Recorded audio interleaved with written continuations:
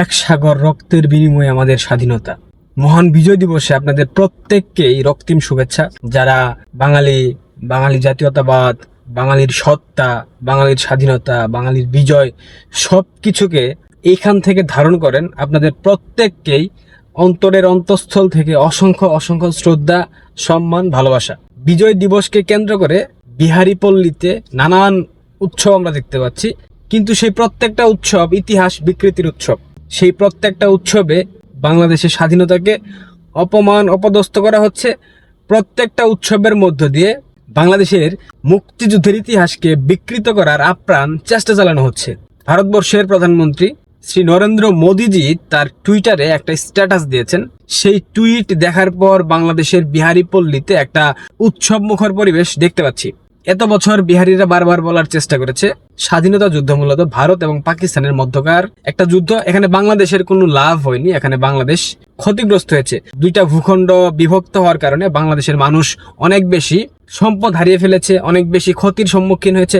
কিন্তু প্রকৃত ইতিহাস তারা কখনোই বাঙালির মধ্যে তুলে ধরার চেষ্টা করছে না, করবেও না। এদের ইতিহাস বিকৃতি অনেকটা শৈল্পিক পর্যায়ে চলে গেছে। নরেন্দ্র মোদীজি যে স্ট্যাটাস তিনি দিয়েছেন, যে টুইট তিনি করেছেন, সেখানে তিনি বিজয় দিবসে বাংলাদেশের নাম উল্লেখ করেন নাই। বিগত সময়গুলোতে, অর্থাৎ বাংলাদেশ আওয়ামী লীগ যখন ক্ষমতায় ছিল, বিএনপি ক্ষমতায় ছিল, এরশাদ ক্ষমতায় ছিল, তখন ভারতবর্ষের প্রত্যেকটা রাজনৈতিক দলের নেতারা এবং ভারতবর্ষের প্রধানমন্ত্রীর দায়িত্বে যারা ছিলেন, তারা সবসময় বাংলাদেশের বিজয় দিবসকে সম্মান জানিয়েছেন, শ্রদ্ধা জানিয়েছেন, শুভেচ্ছা জানিয়েছেন। এমনকি পশ্চিমবঙ্গে ঘটা করে বিজয় দিবস উদযাপন করা হতো। কিন্তু এবার নরেন্দ্র মোদীজি তার সেই টুইটে বাংলাদেশের নাম উল্লেখ করেন নাই। এই উল্লেখ না করার পেছনে অনেক কারণ আছে। এটা নিয়ে রাজাকাররা বলতেছে, এতদিন আমরা বলেছি ভারতের সাথে পাকিস্তানের যুদ্ধ হয়েছিল, বাংলাদেশ এখানে সম্পৃক্ত না, তোমরা বিশ্বাস করো নাই। কিন্তু এখন তো কথা সত্যি হলো, এখন তো সত্যি সত্যি নরেন্দ্র মোদীও বলে দিচ্ছে যে বিজয় দিবস ভারত এবং পাকিস্তানের যুদ্ধের মাধ্যমে অর্জিত হয়েছে, এখানে বাংলাদেশের কোনো ভূমিকা ছিল না। নরেন্দ্র মোদী এই কথা কেন বলেছে, তার এই লেখার যে যৌক্তিকতা আছে সেটা আমি বলছি। তার আগে বাঙ্গুরা যে লাফাচ্ছে নরেন্দ্র মোদী বাংলাদেশের বিজয় দিবসে বাংলাদেশের নাম উল্লেখ করেন নাই, শুধুমাত্র মোদী কিন্তু বলেন নাই। মোদী তো বিজেপির, কংগ্রেস,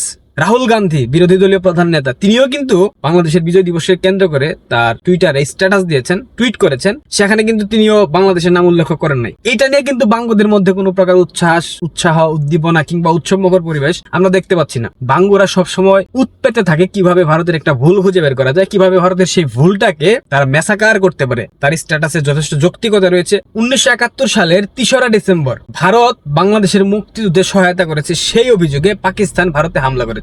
অনেকে আপনারা জানেন না, বাঙ্গুরা তো সেটা জানলেও কখনো বলবে না। সেই অপারেশনটার নাম ছিল অপারেশন চেঙ্গিস খান। এই অপারেশন চেঙ্গিস খানের মাধ্যমে তারা যুদ্ধ ঘোষণা করে ভারতের প্রত্যেকটা বিমান ঘাঁটিতে হামলা চালায় পাকিস্তান বিমান বাহিনী। এরপর ভারত বাধ্য হয়ে এক প্রকার যুদ্ধ ঘোষণা করে এবং সেই যুদ্ধে ভারতের 4000 সৈন্য নিহত হয়, আহত হয় 10,000-এর মতো সৈন্য এবং ভারত সেই যুদ্ধে জয়লাভ করে। জয়লাভের পর তৎকালীন সময় থেকে ভারত 3রা ডিসেম্বরকে তাদের বিজয় দিবস হিসেবে পালন করে। এখন ভারতের প্রধানমন্ত্রী তাদের বিজয় দিবসকে পালন করবে কি করবে না, এটা একান্ত ভারতের ব্যক্তিগত বিষয়, ভারতের রাজনৈতিক বিষয় কিংবা ভারতের আভ্যন্তরীণ বিষয়। এখানে বাংলাদেশের হস্তক্ষেপ করার তো কোনো কিছু নাই। কোন দেশের প্রধানমন্ত্রী বাংলাদেশের বিজয় দিবসকে শুভেচ্ছা জানালো কিনা, কোন দেশের প্রধানমন্ত্রী জানালো না, এটা নিয়ে দেখার তো আমাদের কোনো বিষয় থাকতে পারে না। ভারতের প্রধানমন্ত্রী তাদের সাথে পাকিস্তানের যুদ্ধকে বিজয় হিসেবে এসে বলতেই পারে।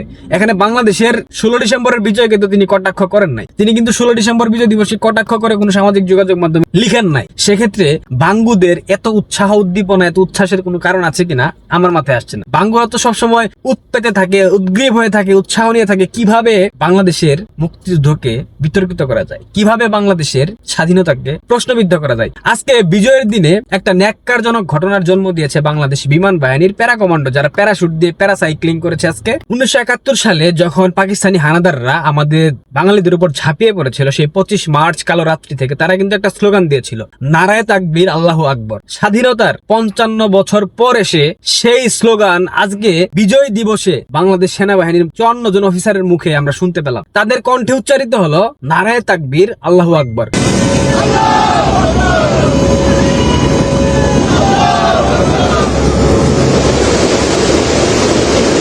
নারায়ে তাকবীর আল্লাহু আকবার কি বাংলাদেশের কোনো জাতীয় স্লোগান? এটা কি রাষ্ট্রের কোনো স্লোগান? এটা কি স্বাধীনতার কোনো স্লোগান? না। তাহলে বাংলাদেশ সেনাবাহিনীর মধ্যে কি পরিমাণ জামাতির অনুপ্রবেশ ঘটেছে আপনারা বুঝতে পারছেন? আজকে আশিক, ওই বিডা আশিকের নেতৃত্বে হয়তো বা বাংলাদেশ সেনাবাহিনী প্যারাশুট নিয়ে বিমান থেকে লাফ দিয়েছে, এরকম একটা কর্মসূচি ছিল। সেখানে লাফ দেওয়ার পূর্ব মুহূর্তে বিমানে বসে তারা স্লোগান দিচ্ছে নারায়ে তাকবীর আল্লাহু আকবার। ভাবতে পারছেন আপনারা? একটা স্বাধীন সার্বভৌম রাষ্ট্রে বসে রাজাকারদের স্লোগান দিচ্ছে বাংলাদেশের সামরিক বাহিনীর সদস্যরা। এক দুইটা সদস্য কিন্তু না, সেখানে 54 জন সদস্য উপস্থিত ছিল। এইটা বাংলাদেশের জন্য কতটা ঘৃণার, কতটা লজ্জার, এটা কি আপনারা বুঝতে পারছেন? আমি অবাক হয়ে যাই দেশটা কাদের হাতে চলে গেছে। আমি অবাক হয়ে যাই কোন সেই বাচ্চারা দেশটাকে ধ্বংসের দিকে ঠেলে দিচ্ছে। বাংলাদেশ সেনাবাহিনীর প্রধান জেনারেল ওয়াকারুজ্জামান, আপনি যে স্বাধীনতা বিরোধী শক্তি, আপনি যে রাজাকার, আপনি যে আগামী দিনে আরো রাজাকারী কর্মযোগ্য করবেন সেটা আমরা বুঝতে পারছি। আপনি বাংলাদেশের সব থেকে বড় মির্জাফর, এবং আপনার পরিণতি মির্জাফর ঘসিটি বেগমদের থেকেও খারাপ হবে। আপনার বাহিনী কোন ধৃষ্টতায় বিজয়ের মাসে, বিজয়ের দিনে স্লোগান দেয় নারায়ে তাকবীর আল্লাহু আকবার। নারায়ে তাকবীর আল্লাহু আকবার জামাতিদের স্লোগান, এটা জিহাদিদের স্লোগান, এটা মৌলবাদীদের স্লোগান, এটা সাম্প্রদায়িক উগ্রবাদীদের স্লোগান, এটা চরমপন্থীদের স্লোগান। এই স্লোগান কেন বাংলাদেশ সেনাবাহিনীর সদস্যরা দেবে?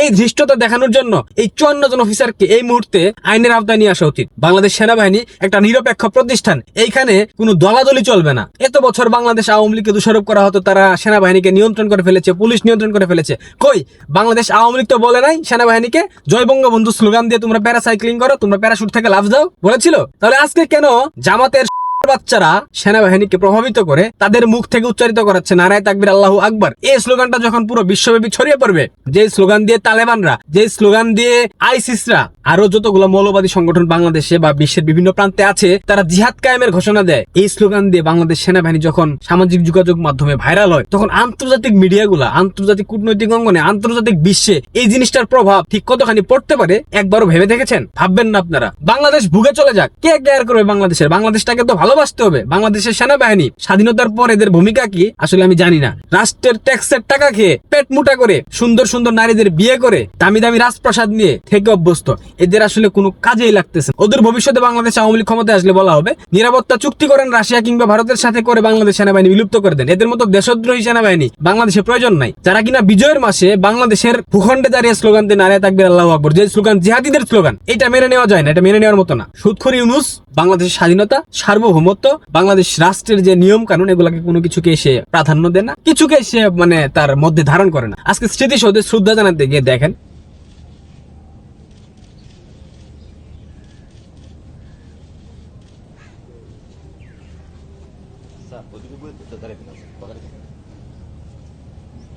রাষ্ট্রীয় কিছু রীতিনীতি থাকে, শ্রদ্ধা জানানোর কিছু রীতিনীতি থাকে, এগুলো তো সে জানে না, কারণ সে ধারণ করে না। ধারণ করলে তো সে আসলে এভাবে করতো না। দেখেন সুদখোরের কাজটা দেখেন আপনারা, এভাবে চলতেছে বাংলাদেশ। বিজয়ের মাসে এতগুলা লজ্জা। আজকেও জামাতের গোলাম পারোয়ার ছেলে বলেছে 71-এ পাকিস্তানি হানাদার বাহিনী ভারতের কাছে আত্মসমর্পণ করেছে। আত্মসমর্পণ যে বাংলাদেশে করেছে সেটা বলবে না। ওদের যে কি কষ্ট, ওদের বাপের আত্মসমর্পণ করেছে, এই কষ্টটা তারা মেনে নিতে পারে না। সেই জন্যই বারবার স্বাধীনতাকে, স্বাধীনতার ইতিহাসকে, মুক্তিযুদ্ধকে বারবার বিতর্কিত করার চেষ্টা করে, বারবার অবজ্ঞা করার চেষ্টা করে। ওয়াকারুজ্জামান, ইউনূসের যে পরিণতি হবে আপনারও ঠিক একই পরিণতি হবে। আপনি ভাইবেন না আপনি পার পেয়ে যাবেন। পৃথিবীর যেই প্রান্তে থাকেন না কেন, কোনোদিনও বাঙালি আপনাকে ক্ষমা করবে না। ইতিহাস আপনাকে সবকিছু ঠিকঠাক মতো সময় মতো ফিরিয়ে দিবে। মাথায় রাখবেন। ভালো থাকবেন। আবারও অন্তরের অন্তঃস্থল থেকে আপনাদের প্রত্যেককে বিজয়ের রক্তিম শুভেচ্ছা। ধন্যবাদ।